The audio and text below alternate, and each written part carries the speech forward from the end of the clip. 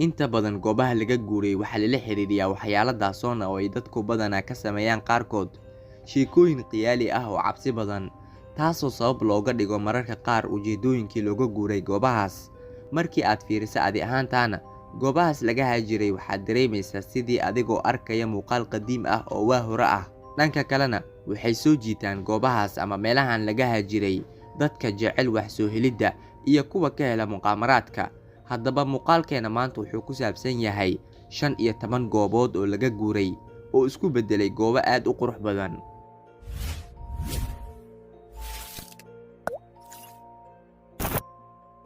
Markabka laga guuray ee SS Airfield. Haddii aad booqasho ku tagta gacanka Hombosh ee ku yaala magaalada Sydney, waxaad arki doontaa keen ka soo dhex bixaysa biyaha oo ku dhex taala gudaha markab laga guuray. Waxay ahaayeen maraakiib badan kuwa looga tagay halkan markii ay noqdeen duug. Kanina waa mid ka mid ah maraakiibtaas, asigoona uu cimrigiisa uu gaaraya in ka badan 100 sano. Waxaana markabkan lagu sameeyay boqortooyada Ingiriiska sanadii 1911, asigoona hawshiisa ay ahayd u kala raridda dhuxul dhagaxa magaalooyinka Newcastle iyo Sydney. Ugu dambeyntiina 1972 ayaa la joojiyay shaqada markabkan, asigoona loo soo diray gacankan Hombosh si uu ugu nagaado una noqdo markabkan taariikhiga ah oo caleemaha geedaha ugu soo baxeen qaabkan cajaa'ibka badan. Magaalada Kolmaniskop waxay ku taalaa magaaladan koonfurta Namibia. Bilowgii qarnigii 20aad waxay ahayd mid aad u camiran halkan, ayadoona ay ku soo xoomeen muhaajiriintii Jarmalka oo aad u baadigoobayay xilliyadaas goobihii dheemanka. Laakiin qiyaastii dheemankii ka jiray halkan ayaa ku dhawaad dhamaaday. Intii lagu guda jiray kontameeyadii waa mid laga guuray magaaladan si dhammaystiran, ayadoona ugu dambeyntii uu qabsaday bacaadka gudaha guryihii ku yaala magaaladan.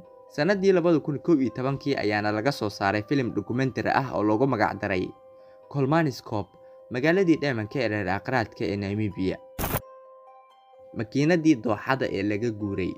Makiinadan waxay ku taalaa magaalada Sorrento ee dalka Talyaaniga. Dhismaheeda ayaana u laabanaya qarnigii 19aad, waxayna ahayd goobtan mid loo yaqaanay dooxadii makiinada. Sanadii 1866 ayaana noqotay halkan mid aad u huur ah, taasoo ugu dambeyntii keentay inay ka guurto makiinada, waxaana qabsatay dhirta, ayadoona u beddeshay muuqaalkan soo jiidashada leh ee cajaa'ibka badan. Dadka dalxiisayaasha ah ayaana hadda u yimaada halkan indho-doogsi iyo inay sawirro isaga kala qaadaan ama xitaa inay ku wareegaan goobahan. Hoteelka Del Salto. Hoteelkan qadiimka ah ee u muuqda inuu yahay sidii muuqaal ka mid ah filim horror ah waa Hoteelka Del Salto, ama sida loo yaqaan Hoteelka Bahalada reer aqraadka. Wuxuu ku yaalaa hoteelkan dusha sare ee buurta ku dhegan biyo dhaca Tikindama ee webiga Bogota ee dalka Colombia, waxaana la furay sanadihii 1920-meeyadii, asigoona ku soocan hoteelkan muuqaalka cajiibka ah, taasoo ay suurtagal tahay in dadka soo booqda ay ka arki karaan daaqadda hoteelkan muuqaalka dabiicadda ee goobtan.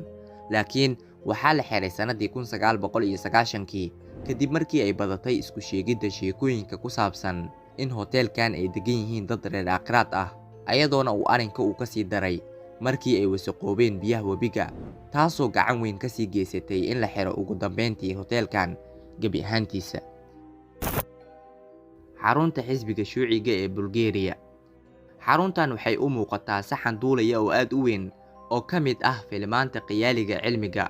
Nidaamkii shuuciga ee jiray ayaa ka dhistay xaruntan dusha sare ee buurta si ay u noqoto meel ay ku qabsadaan kulamada.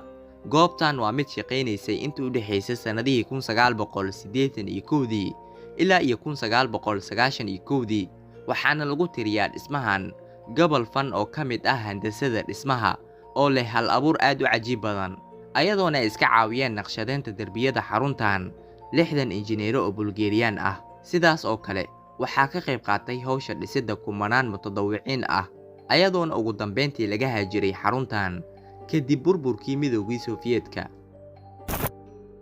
Boosteejyada tareenka ee laga guuray ee Sukhumi. Waxa ay ku taalaa xaruntan boosteejyada tareenka Abqaazi oo ahayd mid raacsaneed xilli hore Midowgii Sofiyeedka. Wadooyin qurux badan iyo fadhiyo lagu fadhiista ayaa loo dhisay halkan habab dhammaystiran, ayadoona ahayd mid ka mid ah boosteejooyinkii tareenada ee ugu qurux badnaa xilli. Laakiin markii uu burburay Midowgii Sofiyeedka, waa ay ka haajireen dadka boosteejadan, taasoo waqti dambe u keentay inay istaagto isku socodka waddadan tareenka. Jasiiradda Cook waa mid ka mid ah ku dhowaad 400 oo jasiiradood oo lagu magacaabo Shing Sea oo ku yaala Shiinaha. Xilli waxay ahayd tuuladan mid kalluumaysi ah oo ay ka jiraan isku socod badan, laakiin horumarka dabaqadda dhaqaalaha iyo soo badashada farsamooyinka ayaa ka dhigtay inay isbeddesho ilaha mandiqadan, waxaana soo batay samaynta maraakiibta, farsamooyinka fudud ee dalxiiska iyo kuwa kale, taasoo keentay natiijo ah inay isaga haajiraan kalluumaysato degnaa tuulooyin badan, lagana yaabay inay tahay tuulooyinkaas midda ugu qurux tuulada Cook, taasoo ay dabooleen caleemaha dhirta si ay ugu muuqato guryahan yar ee cagaaran ee ku baahsan cajaa'ibta dabiicadda jasiiradda. Isbitaalka Pilz-Heiligenstadt waa isbitaal ciidan kaasi oo laga dhisay Jarmalka sanadii 1898 si loogu daweeyo cudurka qaaxada, ayadoona uu ka caawiyay isbitaalkan hogaamiyihii Naaziga ee Hitler inuu ka soo boogto dhaawac ka soo gaaray lugta asigoo ku jira mid ka mid ah dagaaladiisa, waxaana gacanta ku dhigay xilli dambe isbitaalkan ciidankii Midowgii Sofiyeetka, ayadoona uu raacsanaa xukunkooda ilaa iyo 90-meeyadii ee qarnigii la soo dhaafay. Bukaankii ugu dambeeyay ee isbitaalkan lagu daweeyay ayaana ahayd sanadii 1994. Xilligaas wixii ka dambeeyay ayuu noqday isbitaalkan meel ay soo booqdaan dadka, sidoo kalena lagu duubo gudihiisa filmaanta. Qabuuraha baabuurta ee Chatillon waa qabuuraha ugu qadiimsan ee baabuurta caalamka. Waxa uu ku yaalaa bartamaha keymaha Chatillon ee koonfurta Belgiumka. Halkan ayayna yaalaan tiro dhowr oo baabuurta qadiimka ah ee la isticmaalay, ayadoona uu gaaraya tirada baabuurta ee yaala halkan ku dhowaad 500 oo baabuur oo ay dabooleen carro. Sidaan ayayna noqdeen muddo laga joogo 75 sano kadib. Baabuurtaanna waxaa ka tegay ciidamadii Mareykanka ee ku sugnaa goobtan waqtigii uu socday dagaalkii labaad ee adduunka, mana aysan u suurtagelin inay u raraan Mareykanka mar kale sababo la xiriira qiimaha aadka u sareeya ee ku baxaya arrinkaas. Sidaas daraaddeed si isku daba xigta ayay ugu tageen uguna qariyeen keymaha si ay ugu suurtagasho xilli dambe inay dib u soo celiyaan maalin uun, laakiin taasi ma aysan dhicin. Qalcadda Miranda waa qalcad laga dhisay dalka Belgiumka qarnigii 19aad. Qoyskii lahaa ayaana ahaa kuwa degnaa ilaa iyo dagaalkii labaad ee adduunka, halkaas oo ay ku qabsadeen ciidamadii Jarmalka. Sanadii 1950 ayay xukuumadda Belgiumka u beddeshay xarun agoon. Muddo dheer ayayna ahayd sidaas ilaa la isaga guuray si dhammaystiran sanadii 1991 marka laga fiiriyay qarashkeeda ilaalinta ee aadka u sareeya. Qalcadda Monsal ee badda waxaa la dhisay qalcaddan sanadii 1942 ayadoona uu ka kooban yahay 7 munaarad. Fikradda dhisitaankeeda ayaana ku timid in la helo awood la isaga ilaalin karo ciidankii cirka ee Jarmalka. Waxa ay ku taalay bar istiraatiiji ah oo looga ilaalinayay magaalada London duqeynta, sidaas oo kalena u diidi karta maraakiibta gujiska ee Jarmalka gaaridda webiga Thames. Laakiin ugu dambeyntii adeegii goobtan ayaa dhammaaday 50-meeyadii qarnigii 20aad si ay u noqoto goobtan idin muuqata ee laga haajiray. Deegaanka Caraco.